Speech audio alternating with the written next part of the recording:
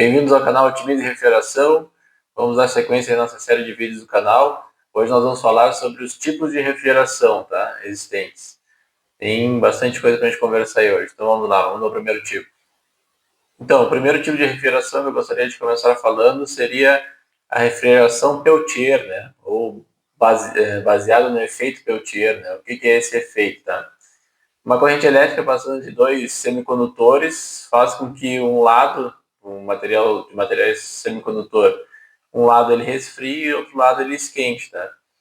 E esse é o princípio da plaquinha Peltier, né? Você já deve ter visto aí em algum lugar essa plaquinha. Ela, principalmente nas nossas casas, ela vai estar nos purificadores de água, aqueles que têm compartimento para água gelada, tá? São aqueles pequenos que ficam em cima das bancadas. Então, se alguém já teve curiosidade de abrir um desses purificadores para ver como é que a água é gelada ali dentro, é através dessa plaquinha Peltier, tá? Então, ela é uma plaquinha pequenininha, do lado eu tenho que tirar calor dela, porque ela gera bastante calor de um lado, e do outro lado ela resfria. Então, o lado que ela resfria eu encosto no compartimento de água ali que fica dentro daqueles purificadores, e o lado que esquenta geralmente é colocado um cooler, né? Por isso aqueles purificadores de água que fazem um barulho, se ficar prestando atenção, ele faz um barulhinho ali, que é justamente esse cooler que está resfriando o lado que faz calor da plaquinha Peltier, tá? Então, ela é principalmente utilizada nesse tipo de purificador de água, na parte de resfriamento de processadores de computador, né? Os water coolers aí, o pessoal utiliza bastante essas plaquinhas Peltier, tá? Então, para uma refrigeração mais doméstica, assim, né? Coisas pequenas, não muita carga térmica, ela é bastante utilizada, tá bom? Então, o segundo tipo de refrigeração que nós vamos conversar agora é a refrigeração magnética, tá? Esse tipo de refrigeração, ele ainda está em fase de estudos, ele ainda está mais voltado em laboratórios do que propriamente na indústria, assim, né, ou no comércio. Então, no que ela consiste, tá? É um determinados tipos de materiais, ao adicionar um campo elétrico neles, ele faz com que ele esquente aquele material rapidamente. Da mesma forma que eu retirando esse campo magnético, faz com que ele esfrie também rapidamente, tá?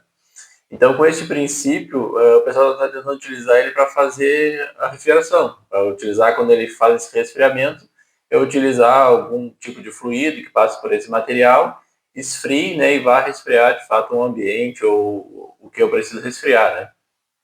Então, ela tem grande potencial assim para fazer uma grande revolução no mercado da refrigeração, né? Que é um princípio bem diferente do que o mais utilizado.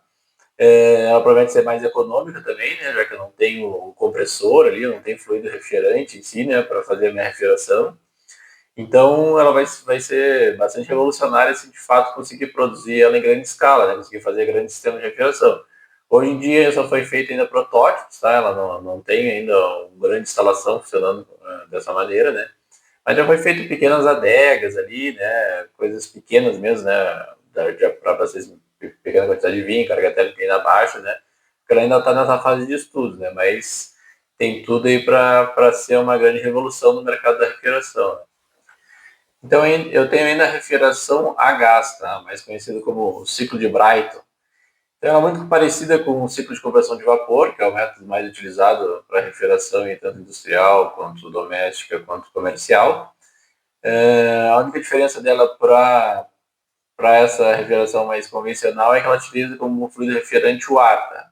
Então ela comprime esse ar, ela aquece, resfria, expande esse ar, como no ciclo de conversão de vapor, tá?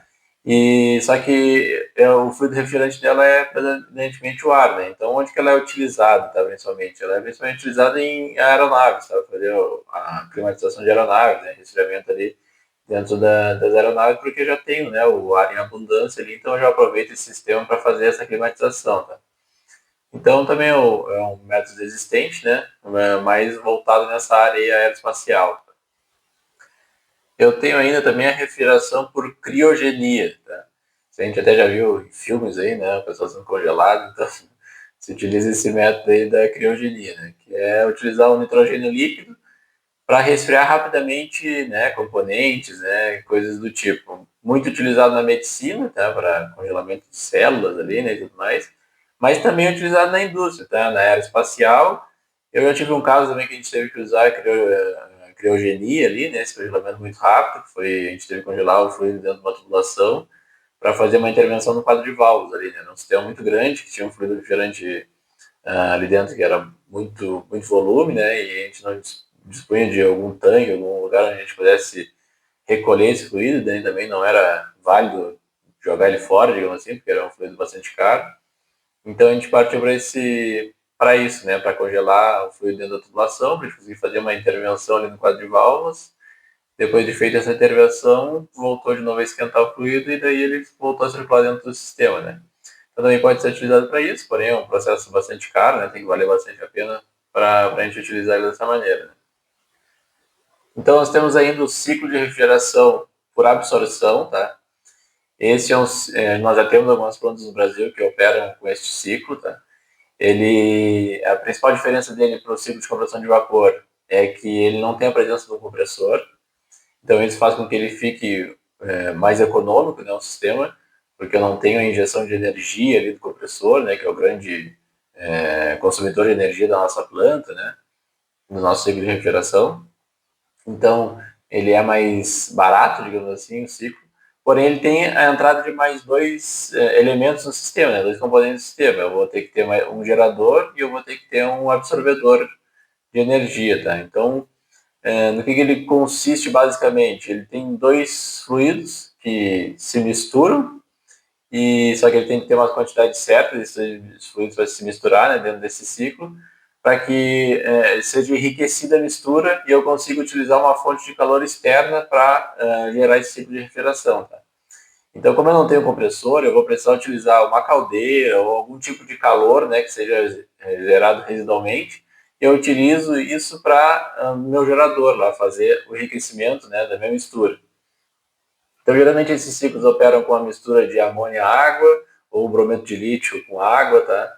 Então, ele vai ter esses dois fluidos trabalhando dentro do meu sistema, em que no absorvedor eu vou fazer enriquecimento dessa mistura, no gerador eu vou separar ela, para que o meu fluido refrigerante percorra o meu sistema, assim como no ciclo de compressão de vapor, né? Que eu vou ter condensador, eu vou ter evaporador, eu vou ter válvula de expansão dentro do meu sistema, dentro desse meu sistema.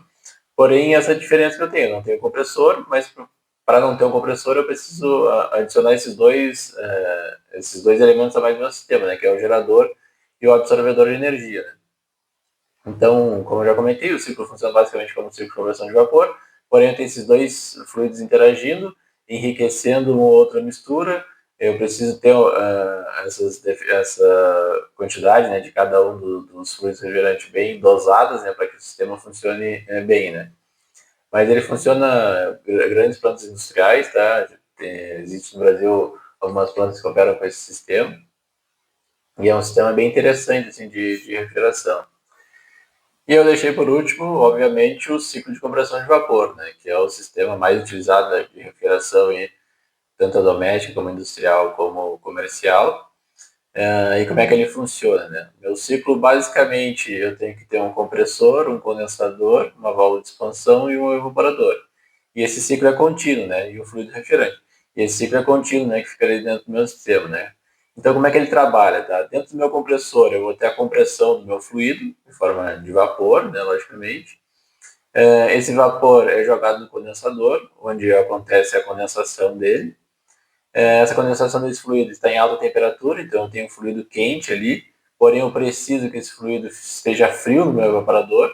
Para que isso aconteça, eu tenho que fazer ele passar pela válvula de expansão, que nada mais é do que causar uma perda de carga muito rapidamente no meu sistema. Então ela baixa bruscamente a minha pressão do meu sistema da parte de alto para a parte de baixo.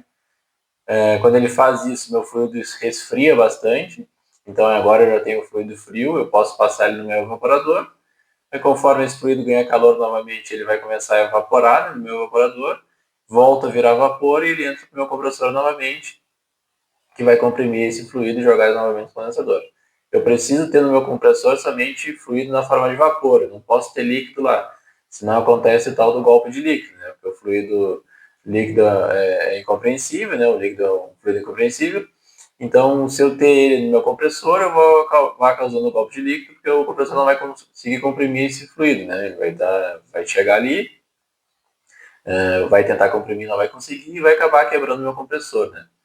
Então, para a gente exemplificar melhor, né, como é que funciona o ciclo de compressão de vapor, vamos pensar no nosso ar-condicionado de casa, tá? Então, aquela unidade que fica na rua é o que eu chamo de unidade condensadora, tá? Nesse caso, a unidade condensadora, o compressor vai estar ali dentro junto, né? Se vocês abrirem aquele compartimento ali, vocês vão ver que tem um compressor ali, tá? Mas ele está separado do meu condensador em si. Então eu vou ter meu compressor ali, ele vai jogar o meu fluido na forma de vapor para dentro do meu condensador. Meu condensador com o ar da rua ali, aquele ventilador que tem ali dentro, vai começar a condensar meu fluido, tá? Porque ele está a uma temperatura muito alta, esse meu vapor quando joga dentro do condensador, ele começa a perder calor ali dentro do condensador e começa a virar líquido. Porém, ele está no líquido numa temperatura bastante alta. Então, esse líquido com a temperatura bastante alta ainda não me serve para mim utilizar ele no meu evaporador, que é a unidade que está dentro da minha casa, dentro do meu ambiente que eu quero resfriar. Então, antes dele ir para o meu evaporador, eu passo para ele para uma válvula de expansão. Muitas vezes, né, em sistemas pequenos, a minha válvula de expansão é um tubo capilar, né, chamado. Né? Mas mais ali para frente nós vamos ver todos os dispositivos de expansão que nós temos. Tá? Então ele passa por essa válvula de expansão, ele resfria bastante, baixa bastante a temperatura, ele entra dentro do meu evaporador, que é a minha unidade que está dentro da minha casa, do ambiente que eu quero refrigerar. Ali o fluido está frio, passando dentro daquela serpentina, que ela é forçada a passar naquela serpentina através do ventilador, né, que tem pequenos ventiladores ali dentro, fica forçando o ar a passar naquela minha serpentina. Né? Quando ele faz isso, ele faz com que meu fluido ali ganhe calor. Então, meu fluido ali ganhando calor, ele começa a evaporar. Então, com essa evaporação, né, começa a virar vapor e ele começa a retornar para a sucção do compressor, né? Então, aí eu tenho o meu ciclo ideal, que daí ele está em forma de vapor, ele chega no meu compressor comprime de novo, joga para o condensador e o ciclo fica acontecendo ali dentro. Né? Então, esse é o sistema de refrigeração, tanto de uma planta industrial de grande porte, como o nosso ar-condicionado da nossa casa, como o nosso refrigerador doméstico, né? Todos funcionam dessa mesma forma. O que muda são o tamanho dos equipamentos, né? Que para uma planta industrial eu vou ter equipamentos bem maiores. E eu vou ter alguns elementos adicionados a mais em sistemas industriais, sistemas comerciais maiores, para que eu tenha um melhor aproveitamento desse meu fluido. Mas o ciclo em si é o mesmo, né? O jeito que o sistema funciona é tanto do ar-condicionado como do meu refrigerador, é o mesmo das grandes plantas industriais, né? Então, é assim que funciona o ciclo de compressão de vapor. Então, com isso, chegamos ao fim do nosso vídeo, né? Hoje falando um pouquinho sobre os tipos de refrigeração. Espero que vocês tenham gostado do vídeo, né? Então, curte, compartilha e não esquece de se inscrever no canal também para ser notificado quando a gente postar novos vídeos, tá? No próximo vídeo eu pretendo fazer sobre fluidos refrigerantes, que eu vejo que o pessoal tem bastante dúvida ainda, até quem é da área, quando se utiliza qual tipo de fluido, né? Qual rende mais, qual rende menos, qual tem o melhor aproveitamento, né? Os COPs, né? Então, eu vou falar um pouquinho sobre fluidos refrigerantes no próximo vídeo. E espero que vocês tenham gostado aí. Valeu, obrigado.